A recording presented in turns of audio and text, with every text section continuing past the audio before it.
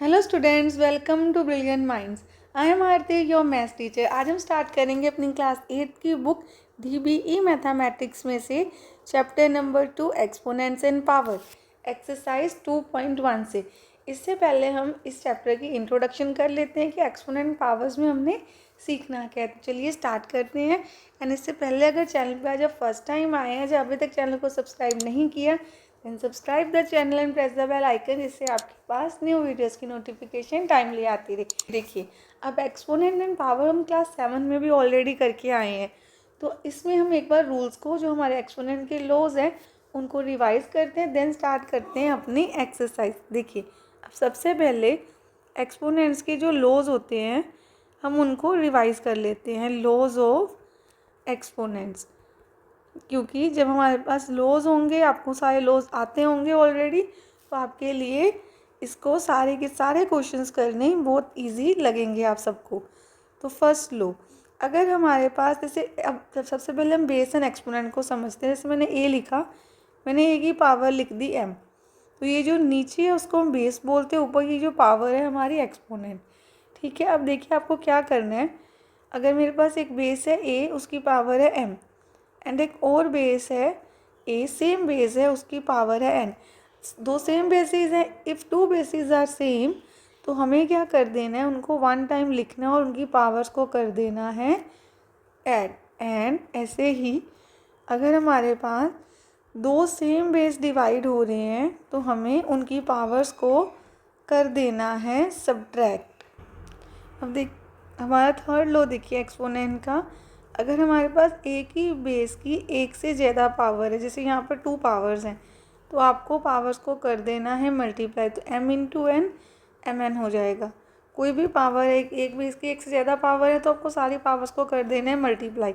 अब फर्स्ट लो में हमने क्या सीखा, सेम बेस मल्टीप्लाई होंगे तो पावर्स को ऐड करना है, सेम बेस डिवाइड होंगे तो पावर को माइनस करना है। से एक ही बेस की एक से ज़्यादा पावर है तो उनको मल्टीप्लाई करना है पावर्स को। अब अगर आपके पास 2 डिफरेंट बेसिस हैं जो क्या हो रहे हैं मल्टीप्लाई, और उनकी पावर सेम है, तो आपको क्या करना है, बेसिस को कर देना है मल्टीप्लाई और पावर को ले लेना है कॉमन। ऐसे ही डिवाइड में, अगर हमारे पास सेम बेस डिवाइड हो, डिफरेंट बेसिस डिवाइड हो रहे हैं बट उनकी पावर क्या है, सेम, अगेन आपको बेसिस को डिवाइड कर देना है, पावर को ले लेना है कॉमन। देन अगर किसी भी बेस की पावर आपके पास ज़ीरो है, किसी भी बेस की पावर अगर ज़ीरो है, तो आंसर आएगा ऑलवेज 1। एंड अगर किसी भी बेस की पावर नेगेटिव है, तो नेगेटिव पावर्स हम ऐसे सॉल्व नहीं कर सकते। आपको उसको सॉल्व करने के लिए क्या करना है, बेस का रेसिप्रोकल और पावर हो जाएगी पॉजिटिव। फॉर एग्जांपल, सपोज हमारे पास है 5 रेज टू पावर -3, तो हम लिखेंगे 1/5 रेज टू पावर 3। और एक और एग्जांपल लेते हैं, 4/5 रेज टू पावर, पूरे की ही पावर है यहाँ पर -3, तो रेसिप्रोकल कर देंगे 5/4 और पावर हो जाएगी पॉजिटिव। और जो पावर यहाँ है हमारे पास, वो दोनों बेसिस की होती है। अगर बाहर लिखी है तो इस बेस की भी पावर है और इसकी भी, दोनों को सॉल्व कर देंगे। 5 को 3 टाइम्स मल्टीप्लाई 125, एंड 4 को 3 टाइम्स मल्टीप्लाई 64। अब हमने एक्सपोनेंट के लॉ सीख लिए हैं। स्टार्ट करते हैं अपनी exercise. Exercise 2.1 question number 1 part 1। देखिए, अब आपको क्या करना है, इवेल्युएट। इवेल्युएट मीन्स आपको इस सम को सॉल्व करके आंसर अपना बताना है। देन 2 की पावर क्या है, -3। अभी हमने क्या लॉ सीखा एक्सपोनेंट का, अगर किसी भी एक्सपोनेंट की पावर नेगेटिव होगी तो हम उसके बेस को रेसिप्रोकल करेंगे, पावर हो जाएगी पॉजिटिव। तो हम लिखेंगे 1/2, पावर पॉजिटिव होगी, 2 को कर देना है आपने 3 टाइम्स मल्टीप्लाई, तो आपका आंसर आ गया 1/8। यह आ गया हमारे पास फर्स्ट पार्ट का answer. Second part, -4 raise to power -2, again 1/-4 raise to power 2। Base नहीं पॉजिटिव होगा नेगेटिव से, पावर पॉजिटिव होगी, बस ये ध्यान देना है आपने। अब आपको क्या करना है, -4 को 2 टाइम्स मल्टीप्लाई, तो आपके पास आ गया 1 1 जा 1, 1 तो ऊपर रहेगा, 4 4 जा 16, तो माइनस माइनस प्लस हो गया। देन थर्ड पार्ट में 1/3 रेज टू पावर -2, अगेन हम लिखेंगे 3/1 rays to power 2।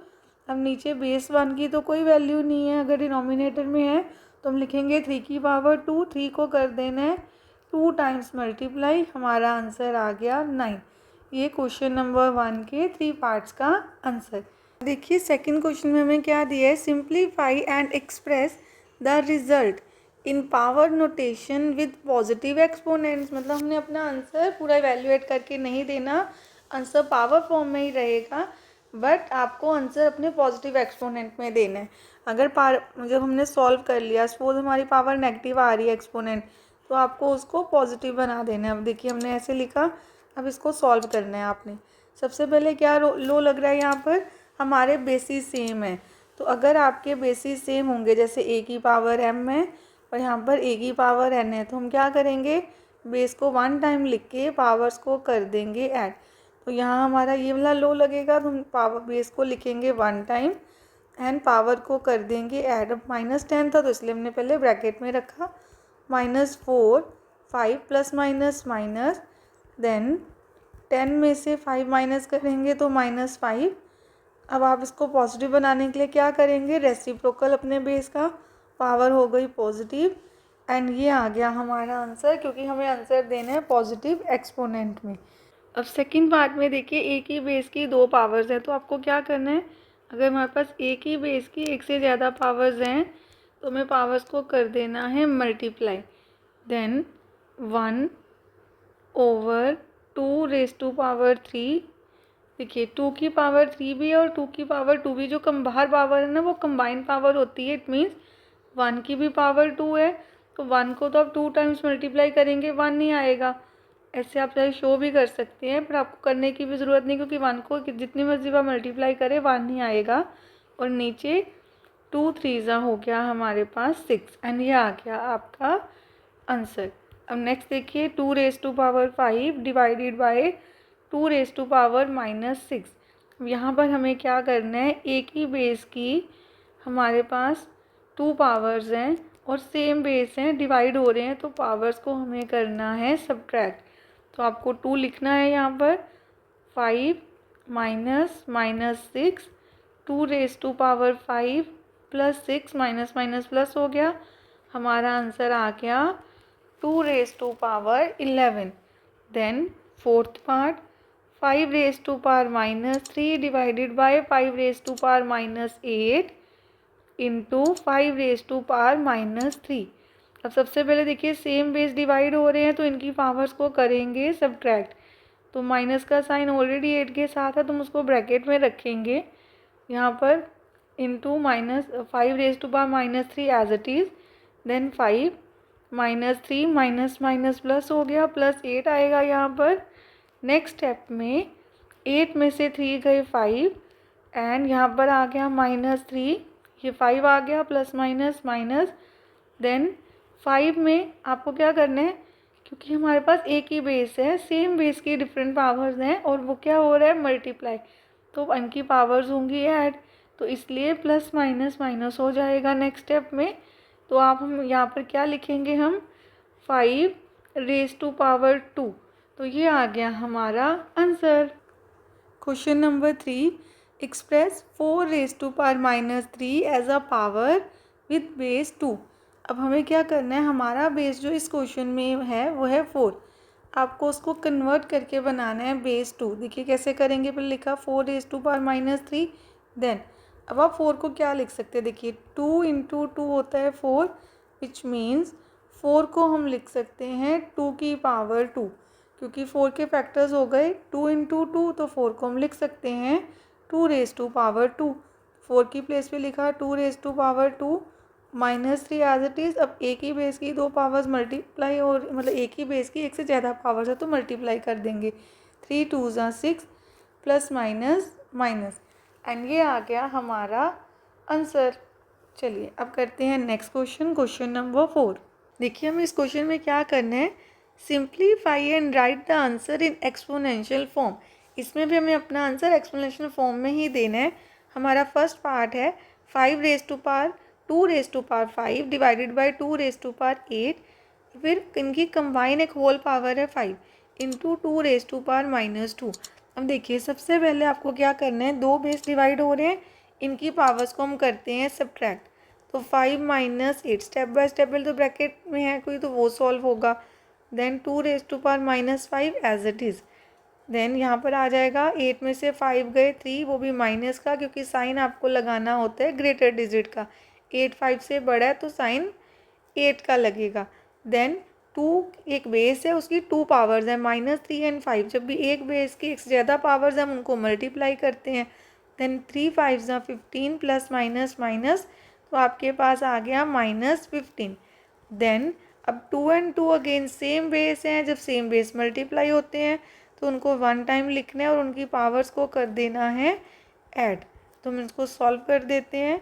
-15 as it is plus minus minus, then minus minus plus, 15 में 5 ऐड किए, हमारे पास आ गया -20।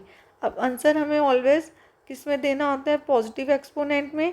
तो 2 का रेसिप्रोकल होगा 1/2 और पावर आ गई 20। अब नेक्स्ट पार्ट सेकेंड पार्ट में सबसे पहले देखिए -4 5 एंड -5, यहाँ पर बेसिस सेम नहीं है। इनकी पावर्स देखिए ध्यान से, सबकी पावर -3 है। तो इसमें कौन सा लो लगेगा हमारा, जिसमें हमारे बेसिस सेम नहीं होते बट पावर सेम होती है। जैसे अगर सपोज आपके पास a इंटू बी है और दोनों की पावर है ये हमारा लो था। तो हमने क्या सीखा था कि हम बेसिस अगर मल्टीप्लाई हो रहे हैं तो उनको मल्टीप्लाई ही कर देंगे और पावर को ले लेंगे कॉमन।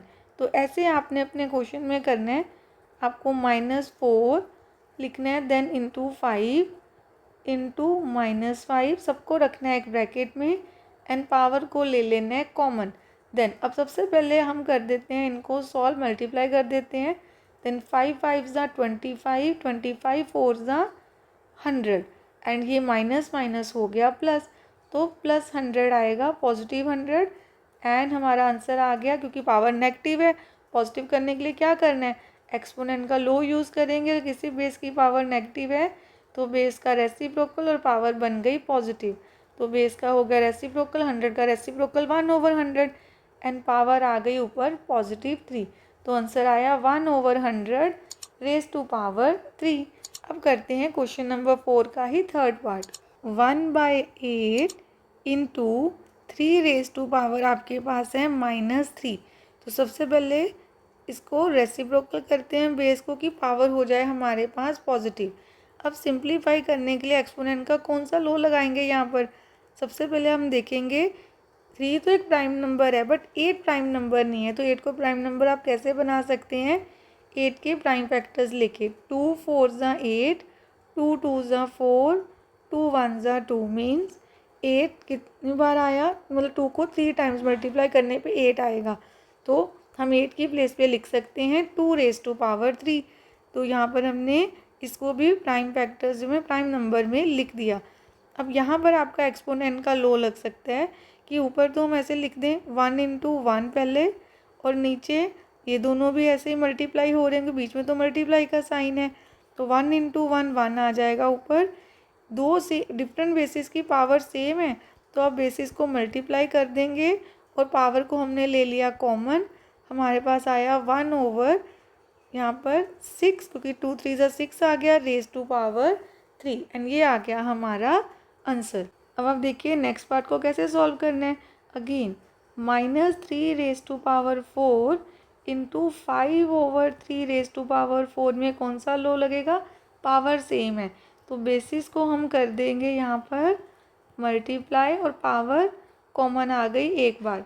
3 से 3 कैंसिल, हमारे पास आया -5 रेज टू पावर 4। ये आ गया हमारा आंसर। और इसको और कैसे सिंप्लीफाई कर सकते हैं, -5 रेज टू पावर 4 भी हमारा आंसर है। एंड दूसरा, अगर क्योंकि इसकी पावर क्या है, इवन नंबर, किसी भी नेगेटिव बेस की पावर इवन है, तो जब हम आगे फर्दर उसको सिंप्लीफाई करेंगे तो फाइनल आंसर ऑलवेज पॉजिटिव में आएगा। देखिए कैसे, यहाँ पर मैं आपको एक्सप्लेन करती हूँ।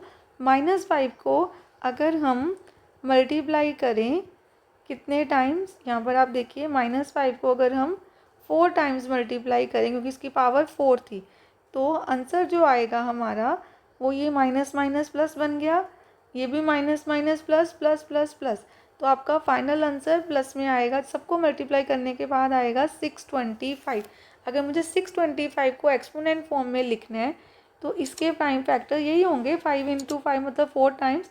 मैं आपको सॉल्व करके भी दिखा देती हूँ। जैसे पहले आएगा 125, देन आ गया 25, देन आ गया हमारे पास 5, देन 5 वन ज़ा 5। इट मीन्स 625 को आप लिख सकते हैं, 625 की प्लेस पे हम क्या लिख सकते हैं यहाँ पर 5^4। तो इसलिए हमारा आंसर -5^4 आया, उसको हम 5^4 भी लिख सकते हैं। तो दोनों ही आपके करेक्ट आंसर है। आज हमने क्वेश्चन नंबर 4 तक कंप्लीट कर ली अपनी एक्सरसाइज 2.1। नेक्स्ट वीडियो में हम स्टार्ट करेंगे क्वेश्चन नंबर 5 से। एंड आई होप आप सबको अच्छे से यहाँ तक क्लियर है। बस आपको क्या करना है, नेक्स्ट वीडियो तक एक्सपोनेंट्स के लॉज को अच्छे से लर्न कर लेना है कि जब हम क्वेश्चन नंबर 5 से स्टार्ट करेंगे तो आपको लॉज आते होंगे और आपको एक्सरसाइज को समझना और ईजी होगा। मिलते हैं नेक्स्ट वीडियो में, एंड तब तक आपको बस रिवीजन करके रखनी है। Please like share subscribe and press the bell icon, जिससे आपके पास न्यू वीडियोज़ की नोटिफिकेशन भी टाइमली आती रहे। Thank you for watching.